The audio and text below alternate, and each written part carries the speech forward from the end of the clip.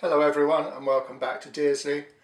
This will be my video on vehicles for my model railway. Kit built as well as die casts from the Oxford diecast range. So as you saw from my last video, I intend to build this Mark III JCB to work in my coal yard.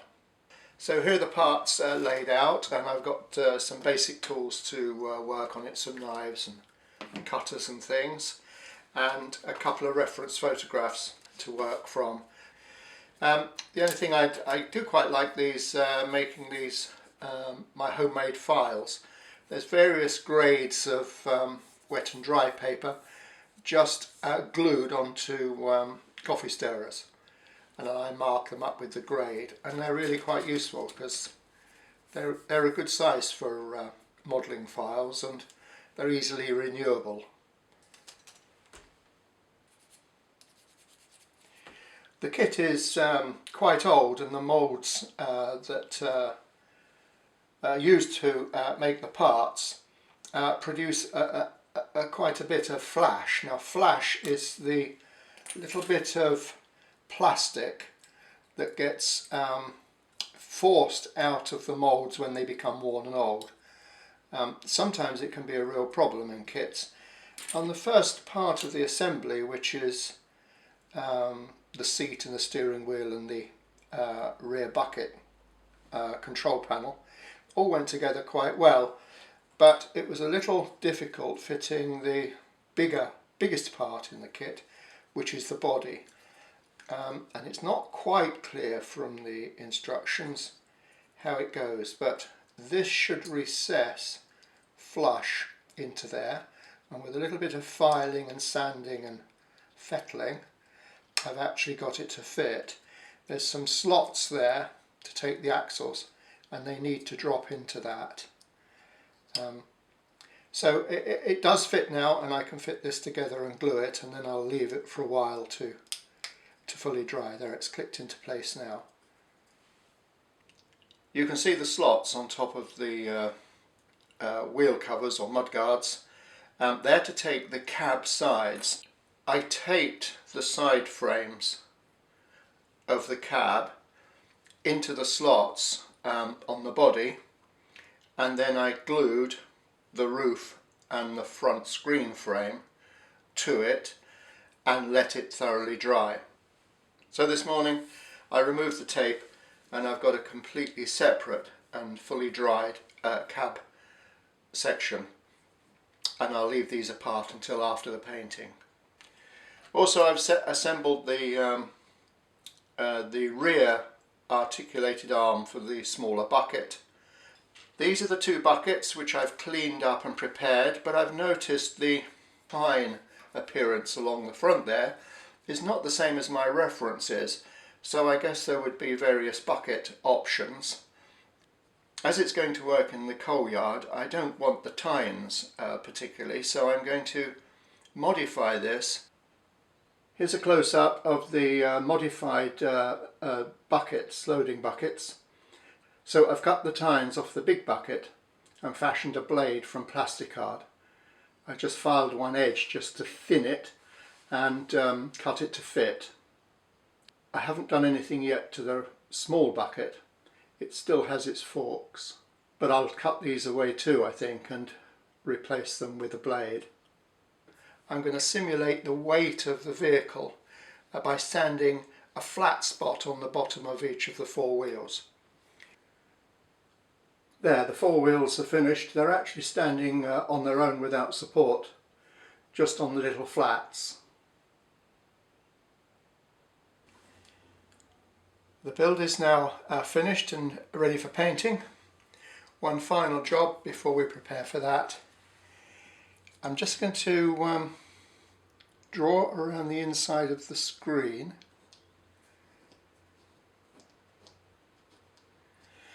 to make a template, perhaps to cut a windscreen.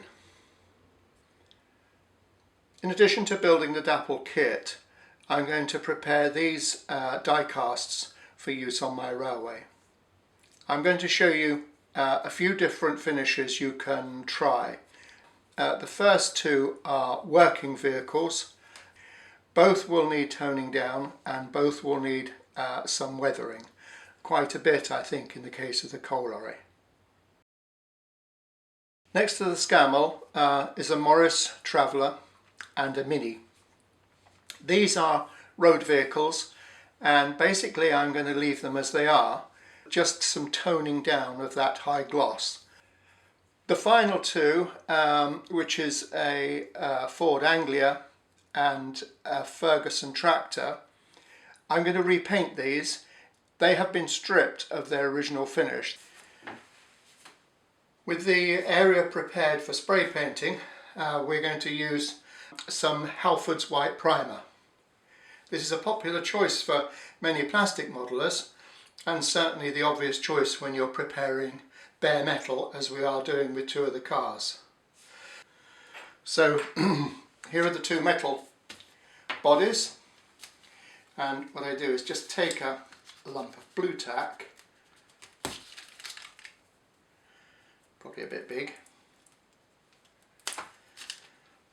and push it somewhere that you don't want paint to go anyway, so somewhere underneath or somewhere in here, and it'll stick to the roof of the buildings, to the roof of the vehicles. Make sure it doesn't stick out too much. Okay, and then with one of these coffee stirrers, I'm just going to push that into the blue tack, snap it off a little bit, and find a grip to hold it, and that makes it ready for spraying. I didn't have much room to blue tack onto the Ferguson tractor body, so I've used some wire pushed through the axles and bent round.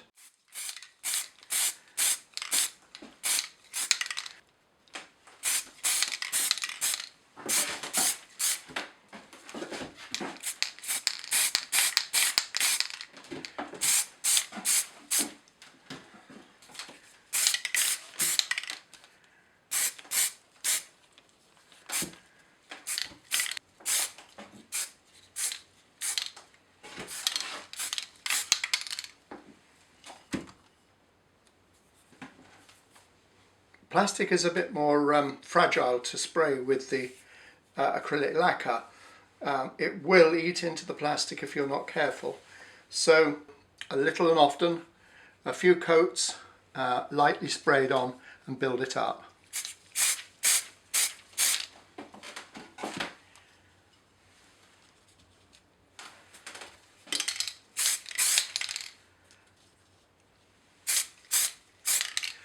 I'll let that dry for a few moments and then repeat it. I've completed the spraying of these three parts. I'm going to leave them for an hour or so to dry out before I continue.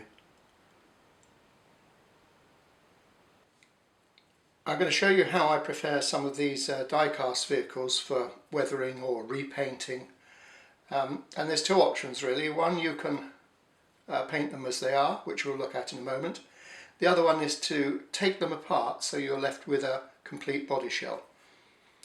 In the case of this Ford Anglia, this was an Oxford die-cast model. The chassis and seats and everything were held in place with two screws, so it was relatively easy to remove them and take the whole thing apart. However, not all the Oxford die-casts are conveniently held with screws.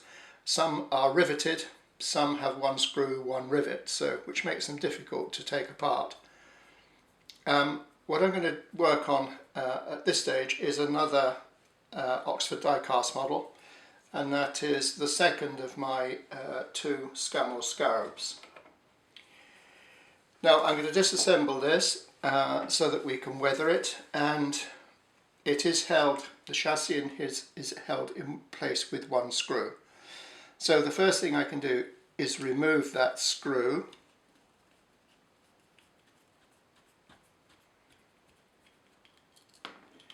and then put it aside carefully so as not to lose it. In fact, I think I'll stick it in a spare bag. And the other thing is this comes off, the nameplate board, so I'm going to take that off and stick it in the bag also so they don't get lost. Once you've done that, you can simply remove the cab from the chassis, and then we have the job of removing the plastic for the windows and windscreen. Now if you're weathering it, really you don't need to remove it, but if you do, it's held in place in the roof there with a rivet, and there is an easy way of removing that, and that's to use an oversized drill. This is a 5mm drill, and I'm going to place that on the head of the rivet, and then just do it slowly, don't go at it sort of madly, just get the thing started and just slowly drill off the head of the rivet. I can check it, it looks about, might be about it actually. What you don't want to do obviously is damage the outside in any way, or certainly you don't want to drill through it. There you are. So the rivet is removed and the whole of the windscreen thing will pop out, and that leaves that free for painting. To put it back in, you can't re-rivet it, so a little bit of araldite around there will hold it in place when you reassemble it. For those models that are riveted and you perhaps don't want to drill them out and take them apart, all you really need to worry about is protecting the windows and windscreen. You'll notice, I hope, what I've done, I'm sure you can see that, is that I have masked off the windows with yellow Tamiya tape. Now this stuff is brilliant for model makers because it's very, very thin. It's not exactly flexible, but it's very thin, and you can peel off a piece, put it on the window, carefully push it in position with a cocktail stick or toothpick, and then with a number 11, my favourite number 11 blade in the Swan Morton handle, you can simply cut it to leave the mask in place. So I've done the Classics lorry, and I've also masked the Oxford diecast Morris Traveller and the little Mini. So they're all masked up, ready for painting. The first job on all my die casts, whether they're going to be weathered or not, is to flatten down that gloss, and for that I just use some of the Humbrol enamel varnish. This is a matte varnish and it's an aerosol, so I just spray it on from the can.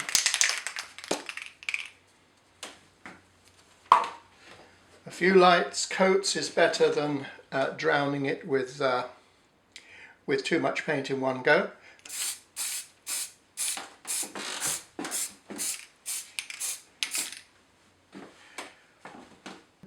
Being enamel, it'll need a little while to dry out, so I simply continue with all the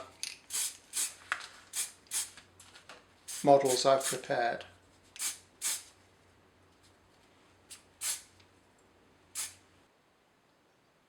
While the varnish is drying, we can turn our attention to the vehicles that need a finishing coat of paint first. This is the Ford Anglia, and painting die casts a different colour is not too bad because you can just simply pop down Halfords and choose the colour you want.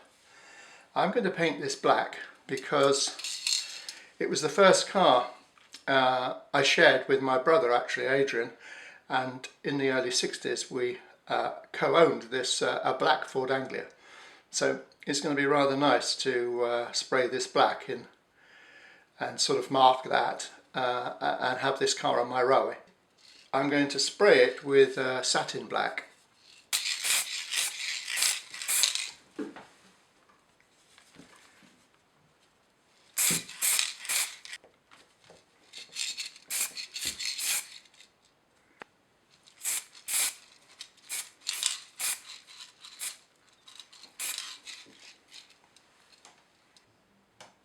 There are plenty of paint strippers on the market, but surprisingly enough, Dettol works quite effectively for stripping paint.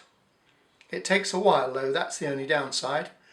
I think it was about a week or so before all the paint was removed from the Ford Anglia. The Ferguson tractor is now prepared, ready for painting. I replaced the rather clunky plastic steering wheel with a much finer photo etched one, which looks more elegant, I think. So I applied that, and I applied the rear mudguards, and I've given them another quick spray of white primer. So now I'm going to put on an acrylic coat of Life Colour Rust base colour from their diorama series.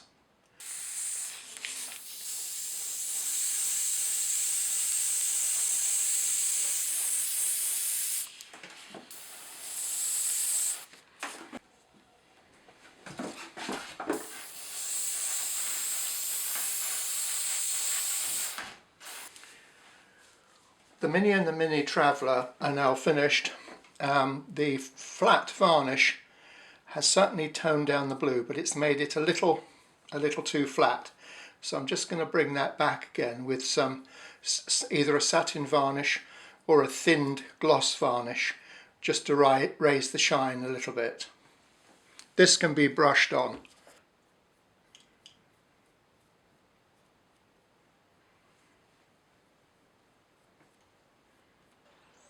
I'm now ready to put the colour coat on the JCB. My first thought was to produce a really heavily rusted and weathered model, but this vehicle was new in the 60s, and that's the era of my railway, so it wouldn't have been that rusty. So I'm going to paint it and then weather it down so that it looks a few years old but well used. The paints I'm going to use are acrylic. These are Mr. Hobby. This is a Mr. Hobby colour, but they're very similar to the Tamiya paints.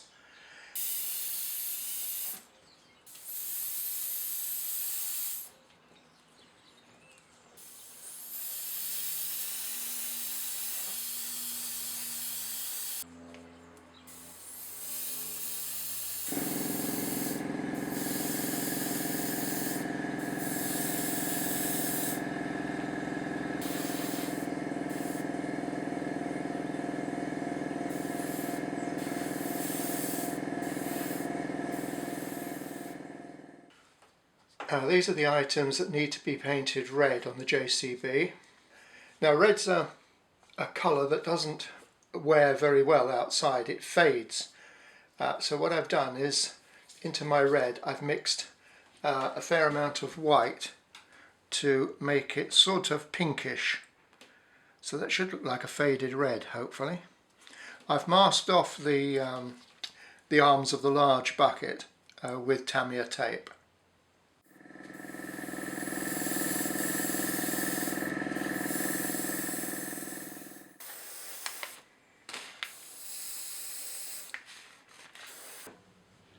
When everything is dry, there's a certain amount of detailing that is best done with a brush by hand. Here I've repainted the radiator grills and front and rear bumpers using Revell silver. On the Oxford diecast, I've put the rubber tyres back on the wheels and then I sort of grade them up using a mix of Vallejo dark grey and foundation white. While this was wet, I sort of wiped it across the tyres, which has left a sort of really patchy, hopefully a weathered look to these tyres. I used acrylic again, this time some Tamiya flat earth mixed with some black to paint inside both the front and rear buckets. I also used the same grey mix, the Vallejo mix of grey that I used on the tractor to paint the tyres on the JCB. I showed you how I used my homemade dirt and grime washers when I was making the water tower. You may have noticed I've applied it on the tractor and the JCB. I make this myself. It's, as I said on my other video, it's student quality oil paint, which is quite cheap, mixed with a lot of white spirit to make it really fluid. It works quite well on top of acrylic paint because you can wipe it with a dampened cloth using white spirit and it won't take off any of the acrylic paint. Right, most of the overall finishes have now been achieved, so it's time to weather some of them down a little bit with some road dirt, particularly the commercial vehicles like these lorries. The writing is quite strong and obvious on this, so I'm going to use some Tamiya flat earth just to tone it down a little bit. And I'm going to apply some of this earth particularly around the base, up underneath the chassis and on the wheels and tyres. The chassis of the Scam or Scarab can also do with a little bit of road dust and grime over the exposed chassis.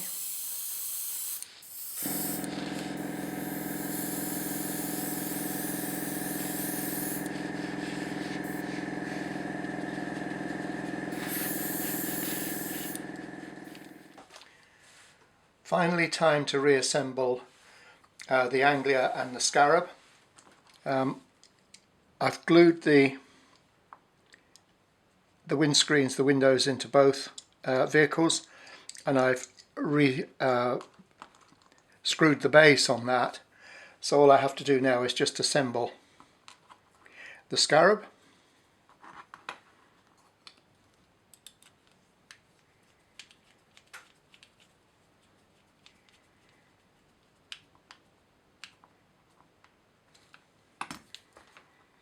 And there we are. The last little bit of detailing to do to the JCB is to cut the windscreen, which I drew out earlier. Now since then I found some more references for this particular JCB, and it did have glazing in the side windows as well. So luckily, not having glued this onto the body, I can simply repeat what I did before and just draw around to get a shape. Okay, now to cut these out I have some transparent plastic, a ruler and my knife, and I'd simply lay it over the top and then on each line it up. I always allow a little bit extra so that I have to file it. It means I can get a closer fit, and then that just snaps, and I cut them all out all the way round, and then with one of my filing sticks I check them for fit and then just work away at them round the corners, round off the corners until they fit perfectly inside the window apertures. Here you can see the 3 pieces of glazing cut and finished, ready to be glued into the cab top. What I used for gluing is Microsol Crystal Clear. It's white glue, but it dries perfectly clear. So when it's dry, you won't see the glue around the edge as it joins it into the frames. So I simply use some cocktail sticks just to take a small amount of glue and then I'm going to apply this on the inside of the frame and then offer up the glazing to fit. The white crystal clear glue has dried and the windows now look fine, and the cab is reattached to the body. You may have noticed weathering applied to this cab. Partly I've done this with dry brushing acrylic and also brushing the weathering powders. Weathering powders can be applied with a brush. This is a fairly large one that I can just show you how to do it, but you can use a smaller brushes depending on exactly what you're weathering. I'll try and demonstrate some weathering effects using acrylic and some of the powders on this old tank model that my grandson started some time ago, but it's been about in my spares box. Hopefully I can do this without moving it so that you can see. I'll start with dry brushing first. Now here you take some acrylic paint and a tissue. You dip the brush in the paint and then dry it. Can you see that? You dry it on a cloth, get most of it off at least.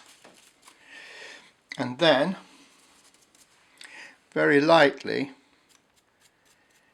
you can apply some streaks and rusting. Now I'm going to show you with some powders. You can get a similar effect by using the powder just added to the tip of the brush, just lightly put on and then brushed in. It's a very soft effect, the powder, almost like airbrushing, because it's a sort of a really nice dusty look. And you can